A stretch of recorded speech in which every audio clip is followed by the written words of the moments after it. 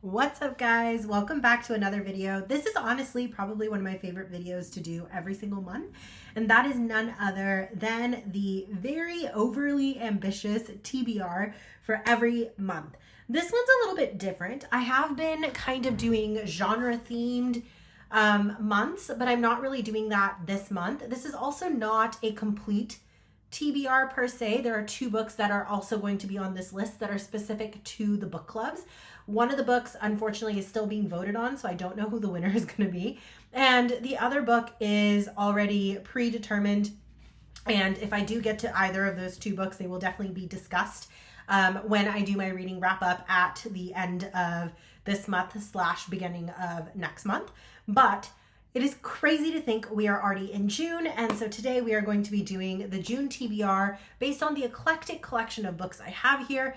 Basically all new releases from various authors that I love or I want to get into that I've never read before, or continuations of series, or just some books that have been sitting on the shelf that seem happy and summery and joyful, and I figured it was time to pick those books up. For those of you that are new here, my name is Jaya. I'm a book lover. Specifically, I love fiction. Pretty much any form of fiction, you will find me reading it, unless it's one of those books that's just going to tear your heart out and rip it to shreds, then maybe not. But otherwise, pretty much there for any kind of fiction. And I put out videos every Wednesday and Sunday on bookish related topics with a little smattering of randomness here and there. Recently, I posted some videos about travel and things like that. There are a few more of those videos that will be coming out later, because it has been a very travel heavy period of time recently. But that being said, the majority of the channel is specifically dedicated to books. So if that sounds like it's up your alley, you're definitely in the right place, and you're definitely with the right community, because here there's no judgment, there's just love, and we're all about the books. For those of you that are returning, thank you so much for being here. Thank you for building this community with me. It means the world to me that you guys are here watching these videos and that you stay subscribed. It means everything, because it just reinforces that there's so many of us out there who love to read, and there's so many different ways to connect with one another, and honestly that's what reading is all about. So without further ado, let's jump into the TBR. So the first book I have on here is actually a continuation of a series. I do have all 5 books in this series, but the original one is called Before the Coffee Gets Cold. Before the Coffee Gets Cold is a Japanese book that was translated into English.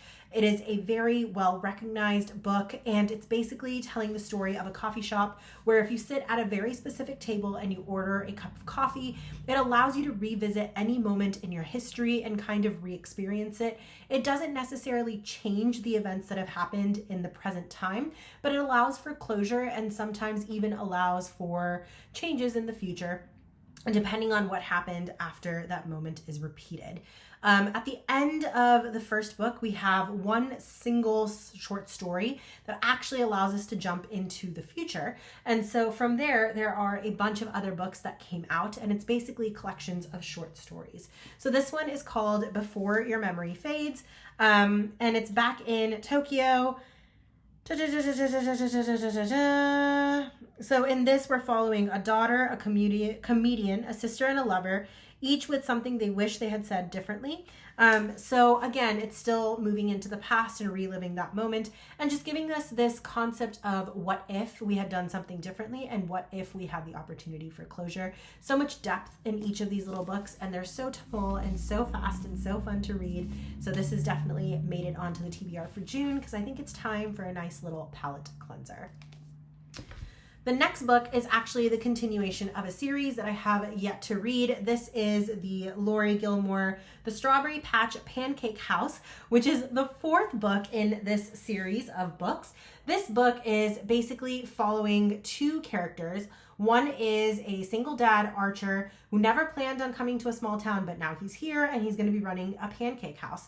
And he needs a community to help raise his daughter because he's a single father. So Iris is the person who comes into play. She's never managed to hold down a job, but when Mayor Kelly says that, hey, you know, this new man who's in town is looking for a live-in nanny, she's about to run. But then she finds herself in a new world, and of course there's attraction, and we'll see where it goes and what happens with this single dad trope. So I don't know if it's Grumpy Sunshine vibes or not, but I do know it's single dad trope, so I think it should be cute and it should be fun. For those of you who have watched Gilmore Girls, this is very much Gilmore Girl vibes. It's 100% that type of feeling, that type of a small town feeling. And it's just so cute. The characters are so quirky. The town itself is its own caricature in these books. And I love that. I've read the first 3 books in the series, which was the Pumpkin Spice Cafe, the Cinnamon Bun Bookshop, and the Christmas Tree Farm. So I'm excited to take a bite of this one. And then I believe the 5th and final book in the series will be releasing sometime in the summer as well. So we'll see if that pops out. Next on the list, we have Story of My Life by Lucy Score. Now, this has been on my TBR for a minute. I also love the beautiful painted edges on this book. This is one of the newest books that she released. Actually, rephrase that. This is the newest book that she released. It came out a couple of months ago, and I haven't had time to really get to it because I was going through my young adult phase, and then I did my whole sci-fi dystopian phase. So now I'm kind of in a place where I've read a lot of intense books, and I just want some palate cleansers and light stories. And I just feel like Lucy Score has a way of writing a beautiful book that just warms you up inside, and I can't wait to sink my teeth into this one.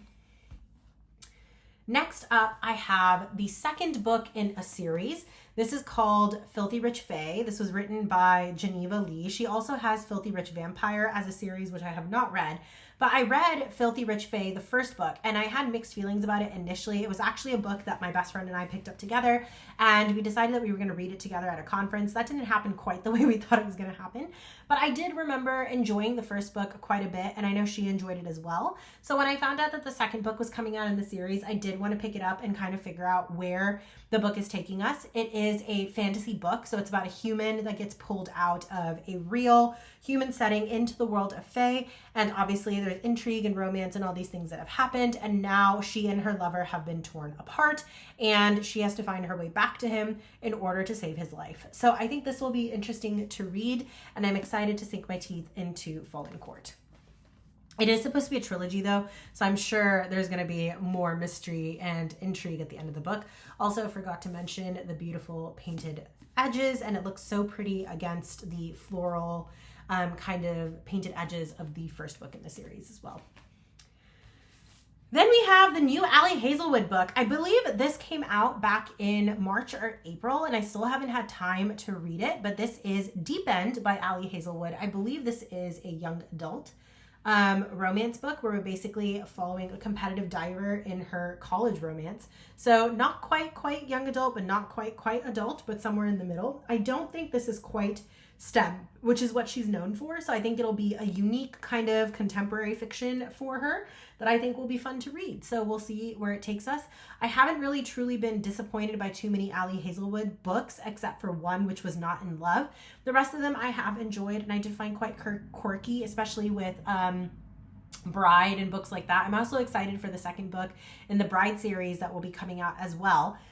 So overall, I think she's just a very talented writer. She writes very unique genres of books, and she kind of like tries her hand at different styles of books and series of books. And at this point, I think this is her 6th publication that she's putting out. So I am curious to see where Deep End will take us, and I am very much excited to jump into it. I also love the fact that you have the water droplets that are kind of iridescent on the cover, and I love this painted edges as well that just kind of shows that beautiful idea of looking into the pool while the light is reflecting. Next up, I have 2 books that are actually from Illumicrate. They've been sitting on my shelf for quite some time, and I feel like now is the time that I need to pick them up, and they're both cute little romances. So we have here Highly Suspicious and Unfairly Cute. This is by Talia Hibbert. And then we have The Breakup Pact by Emma Lord. So I believe in The Breakup Pact, we are actually following 2 characters who were best friends, and then they decided they just weren't anymore. And then they end up in different places. June is now struggling to make rent, and Levi is like a New York cliche hedge fund manager and like failed novelist, and they've barely spoken. And then they go through public humiliation, essentially, with breakup photos that spread everywhere. And with so many people that are now rooting for them, they decide to put aside their past and kind of do the fake dating trope. So we'll see where this one takes us. Then we have Highly Suspicious and Unfairly Cute. This one, I actually have no idea what it's about. Let's find out.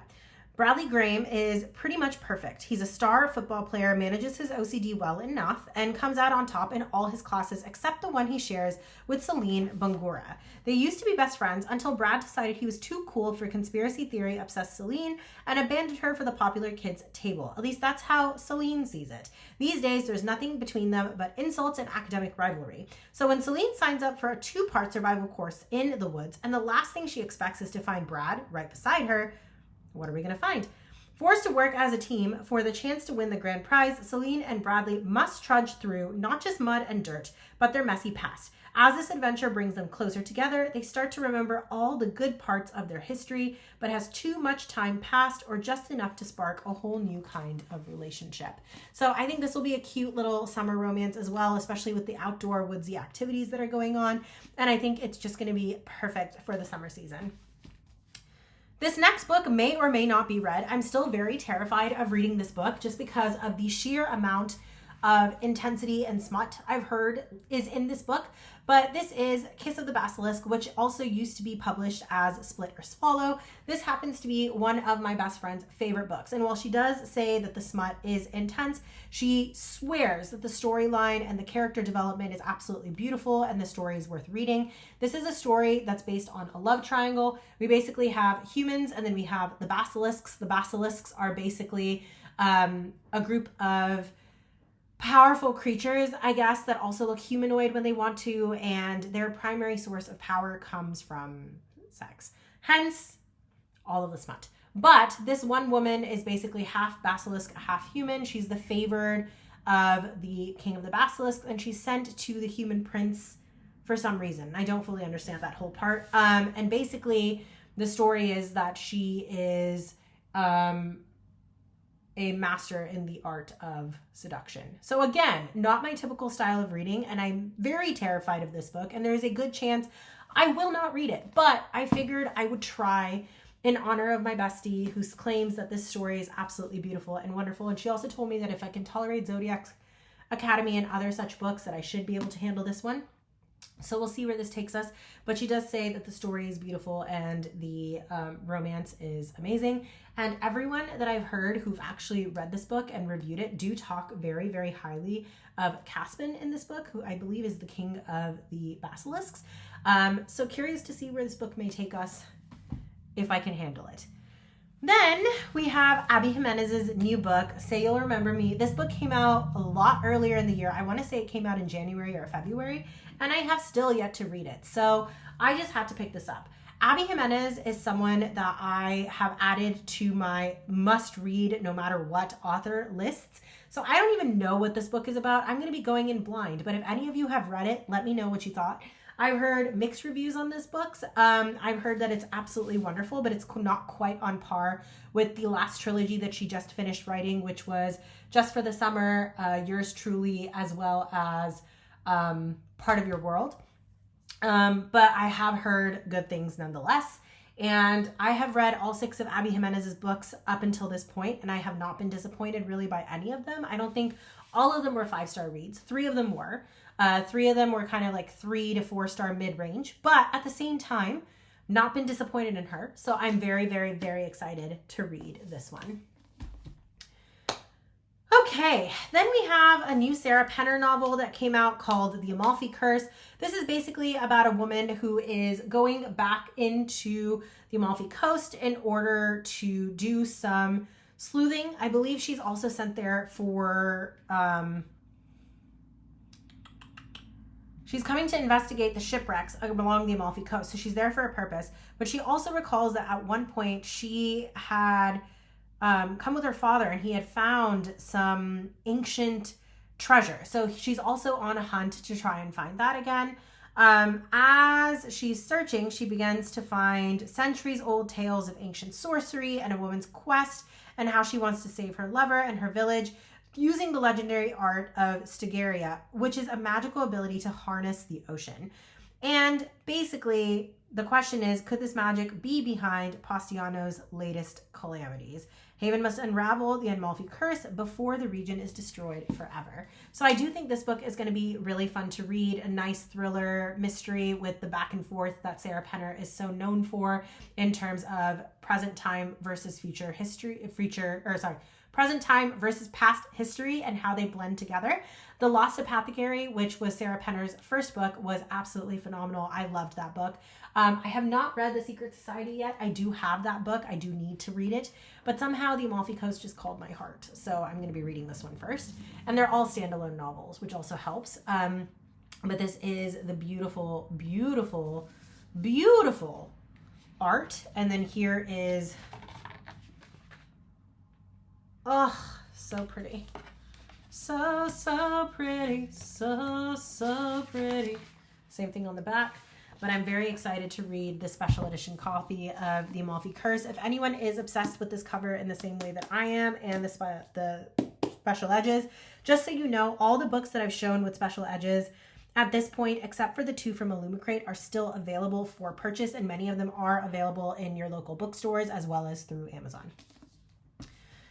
Next up, I have Summer in the City by Alex Aster. This is basically the story of 2 people who I think are complete strangers, but Elle basically has to write a big budget movie set in New York, but she's not feeling inspired. She doesn't feel any romance, and she ends up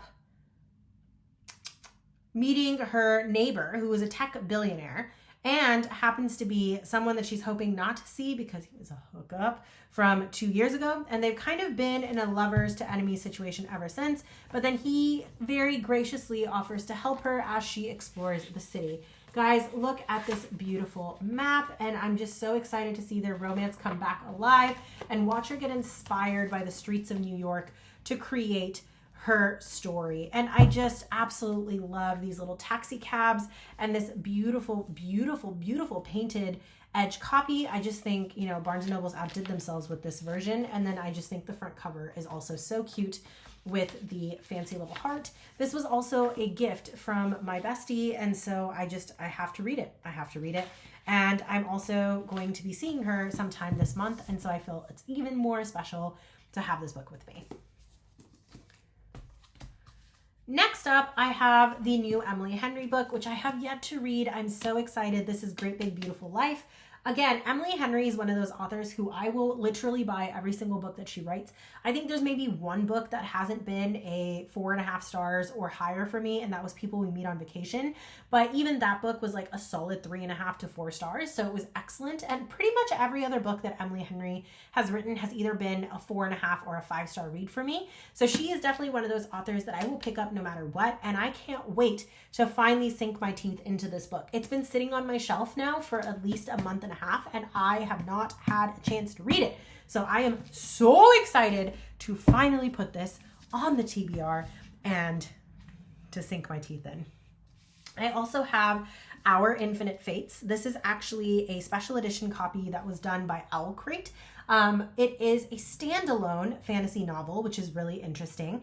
And it actually sounds quite fascinating because it seems like it's pulling from potentially some Hindu concepts and even potentially some Buddhist concepts on this idea of reincarnation and multiple lives and how lives become intertwined together and 2 people or 2 souls can continuously be drawn to one another. This is the story of 2 people who are born to be enemies but are lovers, and they're chasing each other across lifetimes trying to find peace within this universe. So I am very curious to see where this book takes me and where it might go. I also just think this particular edition is so beautiful. Just look at those painted edges, guys. How stunning is that?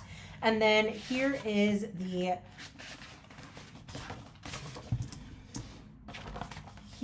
lovely, lovely cover art.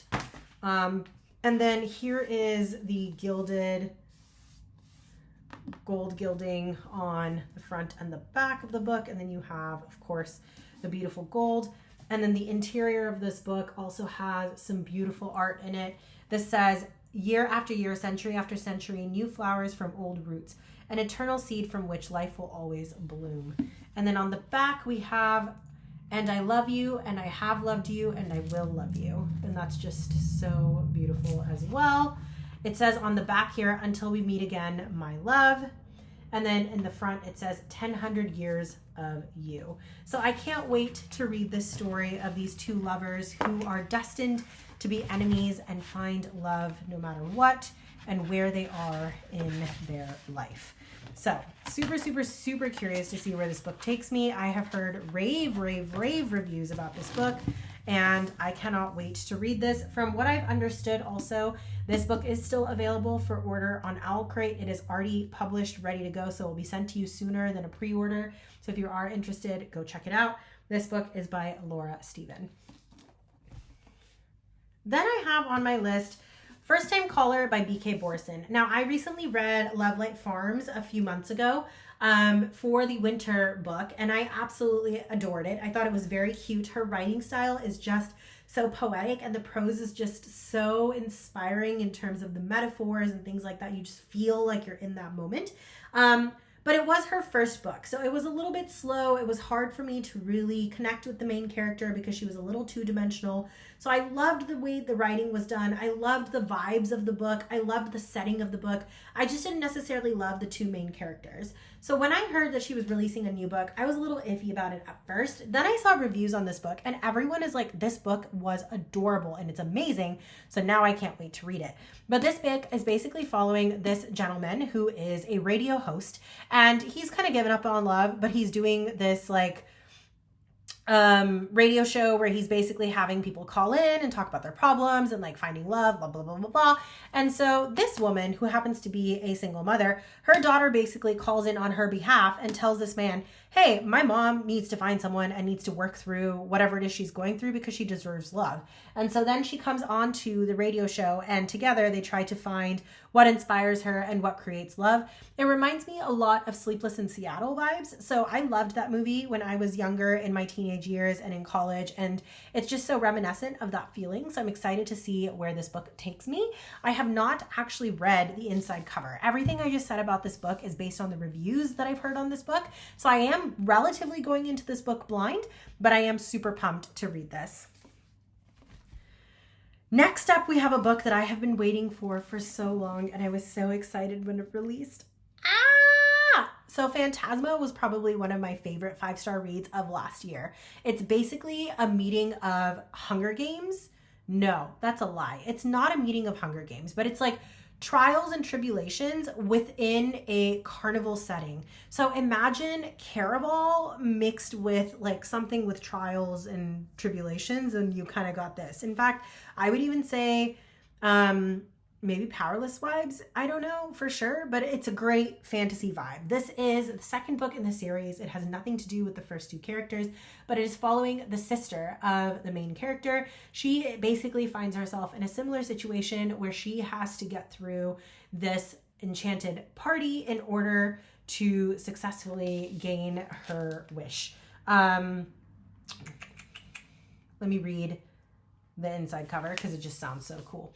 Welcome to Enchantra. There's only one rule. Never ever trust your heart.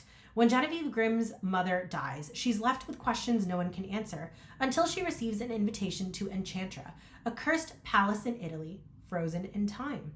Enchantra. Though denied entrance by the sinfully handsome yet hostile Rowan Silver, Genevieve finds her own way in and soon realizes her mistake. For Enchantra is a twisted labyrinth where Rowan and his 6 siblings are trapped in a deadly game, at the mercy of the twisted devil and his ghastly spectators. Only one occupant of the house can survive. Genevieve now must win or die. Rowan warns her he's the deadliest of the Silvers, that he always wins, that her only chance is to compete as his wife. So they must convince their audience they're desperately in love. And while Genevieve's willing to do whatever it takes to survive, she also knows she can't trust Rowan, that the desire burning between them is a lie. After all, it was Rowan who taught her Enchantra's first rule, never ever trust your heart. How fun does that sound? Okay, I'm so excited for this book. So excited, so excited.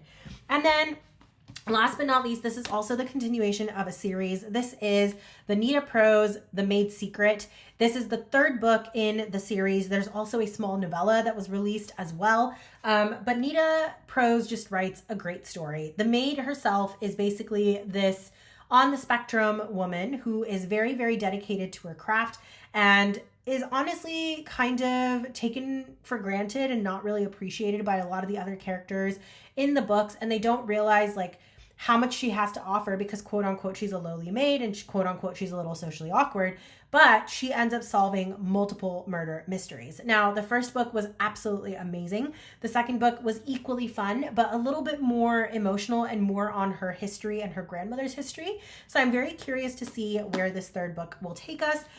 Again, I'm going into this book relatively blind, but I do know it's happening in the time place of a wedding.